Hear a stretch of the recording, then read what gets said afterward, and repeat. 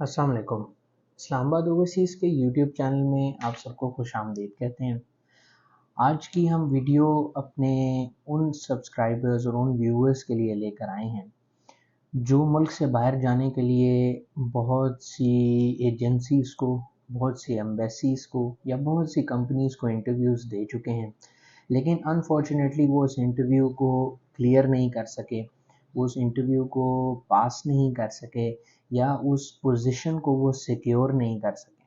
आखिर ऐसी वो कौन सी वजह है जिसकी वजह से आप उस इंटरव्यू में फ़ेल हो जाते हैं?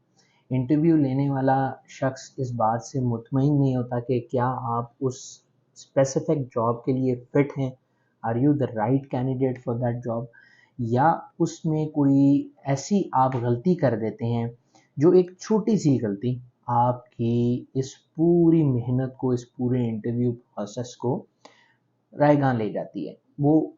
आप अपने इंटरव्यूअर को इस चीज़ में मुतमईन नहीं कर पाते। मैं आपको आज 5 ऐसी बातें बताऊंगा जिनको अगर आप 100% इंश्योर कर लें इंटरव्यू में जाने से पहले, तो इस बात की 90% गारंटी है कि आपका इंटरव्यू फेल नहीं होगा। 10% का मार्जिन इसलिए रखते हैं कि कोई भी एरर हो सकता है। तो चलते हैं हम अपनी वीडियो की तरफ।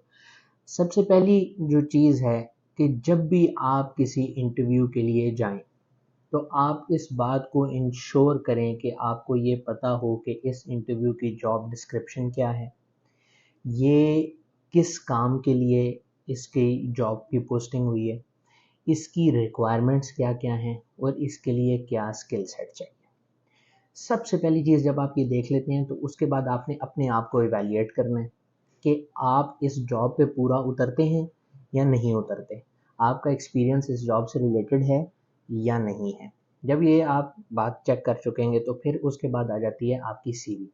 किसी भी इंटरव्यू में जाने के लिए आपकी सीवी बहुत इंपॉर्टेंट चीज़ है, ये हमारा दूसरा स्टेप है। सीवी आपकी अकॉर्डिंग टू योर जॉब होनी चाहिए जिसके लिए आप इंटरव्यू देने के लिए जा रहे हैं। उस सीवी में रेलेवेंट एक्सपीरियंस मेंशन होना चाहिए। इसमें एक छोटा सा हैक है जो मैं आपको एंड पे बताऊंगा। इसके साथ आप खेल भी सकते हैं, वो कैसे, ये आपको एंड पे मैं बताऊंगा। आपकी सीवी, आपकी जॉब डिस्क्रिप्शन, जिस बात के लिए आप इंटरव्यू देने के लिए जा रहे हैं, 110% उसके अकॉर्डिंगली होनी चाहिए। और ना भी हो तो जो रिसेंट एक्सपीरियंस है, आपका लेटेस्ट एक्सपीरियंस, वो आपका उसके रिलेटेड होना चाहिए।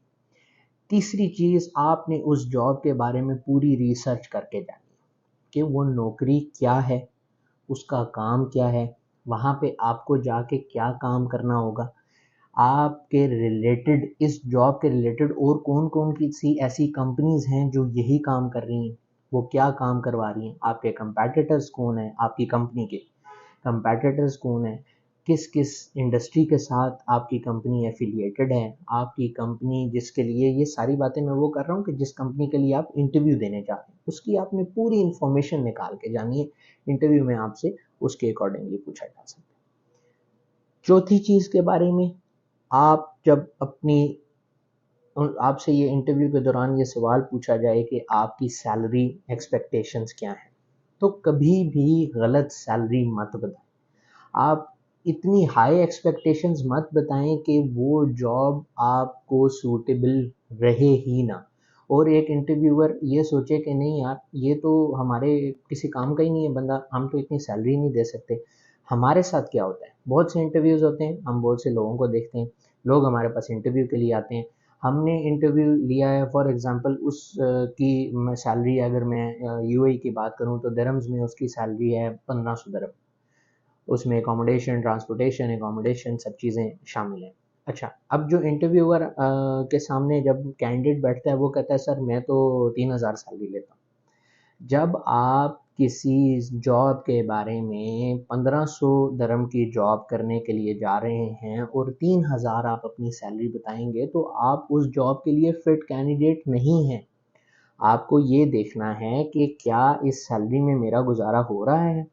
कंपनी के जॉब स्केल्स डिफाइन होते हैं। जब कंपनी ने आपको यहाँ से लेकर जाना है तो कंपनी आपको बहुत ज़्यादा सैलरी ऑफर नहीं कर सकती उस स्पेसिफिक जॉब के लिए, क्योंकि उनकी ग्रेडिंग के अकॉर्डिंगली वो सैलरी के स्ट्रक्चर्स डिफाइन होते हैं और वो सब के लिए सेम होते हैं। कंपनी आपके लिए स्पेसिफिकली चेंज नहीं कर सकती। हाँ, आप उस कंपनी में काम करें, तरक्की लें, ग्रेड्स अपने जब आपके ऊपर जाएंगे, जैसे पाकिस्तान में होता है 12वें ग्रेड का ऑफिसर, 14वें ग्रेड का, 16वें ग्रेड का, 21वें ग्रेड का, 22वें ग्रेड का ऑफिसर, ऐसे ही हर कंपनी के ग्रेडिंग सिस्टम होता है, उसके अकॉर्डिंगली सैलरी होती है। पांचवी जो चीज़ जो सबसे बड़ी हम गलती करते हैं इंटरव्यू के दौरान, वो ये करते हैं कि हम उस बंदे को इस बात के शक में डाल देते हैं कि शायद हम उसके साथ लंबा अरसे तक काम नहीं करेंगे।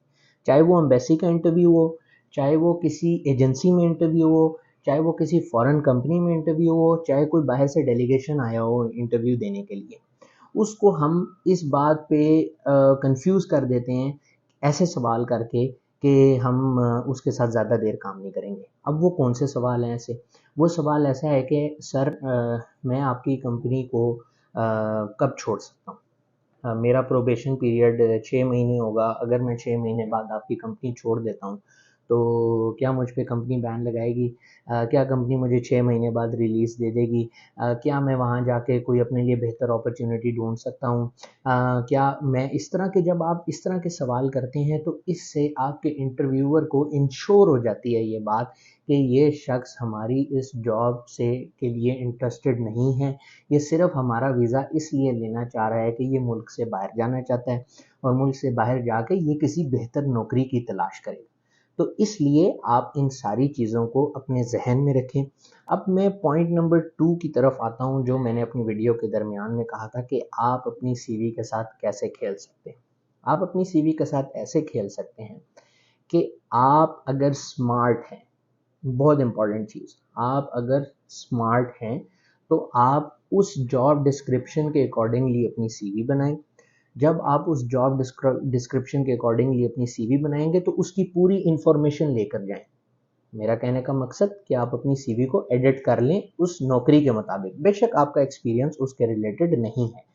अगर आप अपनी जॉब को वहाँ पे डिफाइन कर सकते हैं, बता सकते हैं, वो स्किल सेट जो उनको रिक्वायर्ड है उस पे आप उनको मुतमईन कर सकते हैं, तो आप 100% कंपनी आपसे एक्सपीरियंस की कोई ज़रूरत कंपनी नहीं मांगेगी, क्योंकि आप अपनी बातों से उसको इस बात का यकीन दिला देंगे कि आपको ये काम आता है, आप ये काम जानते हैं, आप ये काम कर सकते हैं। लेकिन इसके लिए स्मार्ट होने की ज़रूरत है। स्मार्ट आप कैसे हो सकते हैं कि आप उस जॉब के रिलेटेड पूरी रिसर्च करके जाएं, उसकी क्या रिक्वायरमेंट्स हैं, कंपनी को क्या क्या रिक्वायर, इसके लिए क्या क्या चाहिए, इसमें आपके पास क्या स्किल सेट होना चाहिए।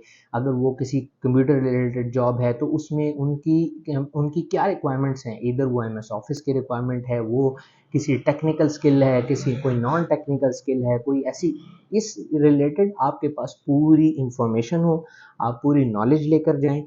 वो आपको आपकी बातों से टेस्ट करेंगे। अगर आप अपनी बातों में उनको मुतमईन कर सके, झूठ नहीं बोलना, उल्टे सवाल नहीं करने, गैर ज़रूरी जवाब नहीं देने, जितने आप गैर ज़रूरी जवाब देंगे उतना फंसते जाएंगे।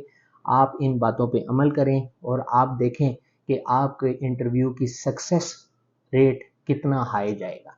इंशाल्लाह ताला आप इस पे मेहनत करें। पाकिस्तान में लोगों को इस चीज़ पे मेहनत करने की बहुत ज़्यादा ज़रूरत है। इंटरव्यू फेल होने की सबसे बड़ी वजह ये है। मैं उम्मीद करता हूँ कि मैं आपकी बहुत से डाउट्स को क्लियर कर पाया।